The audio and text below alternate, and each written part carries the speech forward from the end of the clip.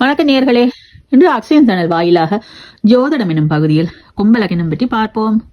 இது கும்பராசிக்கும் ஒரு 30% பொருந்தும். இது காலபுருஷ தத்துவத்தின்படி 11ஆம் வீடு, சனி பகவானின் ஆண் வீடு, காற்று ராசி, ஒற்றைப்படை ராசி. இந்த லக்கினக்காரர்களுக்கு பிடிவாத குணம் இருக்கும். தனிமையை அதிகமாக விரும்புவார்கள். இவர்கள் திருமண வாழ்க்கையை பெரும்பாலும் வெறுக்கிறார்கள். திருமணம் செய்யாமலும் இருக்கிறார்கள்.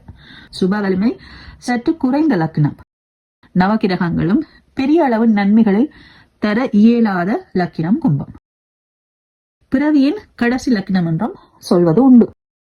இளமையில் கஷ்டம், துன்பம், கல்வியில் தடை, தாய் தகப்பன் ஆதரவு குறைவு, வியாபாரத்தில் நஷ்டம், நிலைத்த வருமானம் இல்லாத நிலை என்று இருந்தாலும் தனிப்பட்ட ஜாதகத்தில் கிரக நிலை நன்றாக இருந்தால் நன்மை உண்டு. எந்த வாதத்திற்கும் எதிர்வாதம் வைத்துக் கொண்டே இருப்பார்கள். வார்த்தையை கொஞ்சம் மற்றவர்களிடம் பார்த்து பயன்படுத்த வேண்டும். மற்றவர்களது மனசு புண்படுற மாதிரியே பேச்சுக்கள் இருக்கும். சொந்த தொழிலில் பெரிய வெற்றி இல்லை.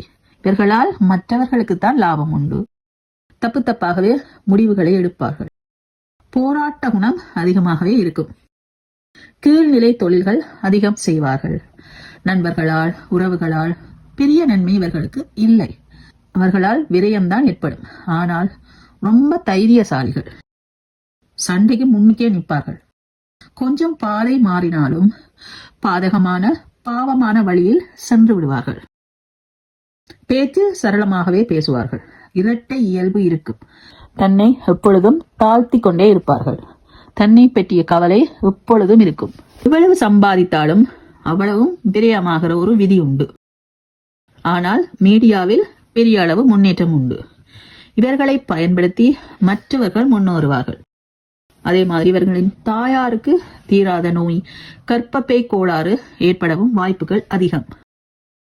இவர்கள் தனது நல்ல குணத்தை எல்லாம் வெளிப்படுத்தாமல் தனது தீய குணத்தையே வெளிப்படுத்துவார்கள்.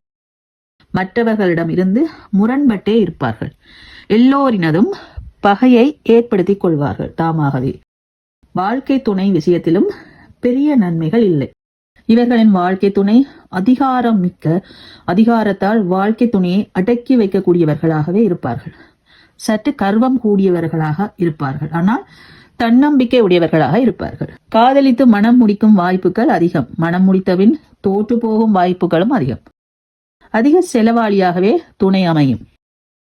இவர்களின் துணை எப்பவும் தங்களை முன்னிறுத்தியே இருப்பார்கள். ஆனா இவர்கள் கொஞ்சம் ரிசர்வ் டைப்பாவே இருப்பினும் அதான் ரொம்ப முரண்பாடான ஒப்போசிட்டான கேரக்டரா தான் வாழ்க்கை துணை இருக்கும். திருமணத்துக்கு பின் நிறைய முரண்பாடுகள் இருக்கும். கிழக்கு தெற்கு திசைகளில் வரன் அமைப்பின் நல்லது. அரசாங்க வேலை பார்க்கும் குடும்பத்தில் திருமணம் முடிப்பின் பெரிய தோஷங்கள் இல்லை.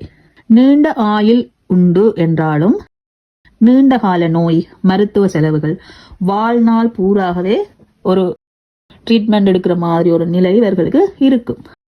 அதே மாதிரி அதி புத்திசாலிகளால் சுலபமாகவே ஏமாற்றப்படுவார்கள். பணத்துக்காக மறுமணம் செய்கிற ஆட்களும் கும்பலக்கணம் கொஞ்சம் அதிகம்.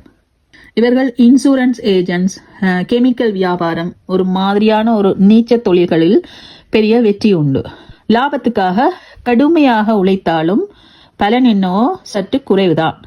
தான் எடுக்கும் தவறான முடிவுகளாலும் தவறான தொடர்புகளாலும் தண்டனை பெறும் விதியும் உண்டு.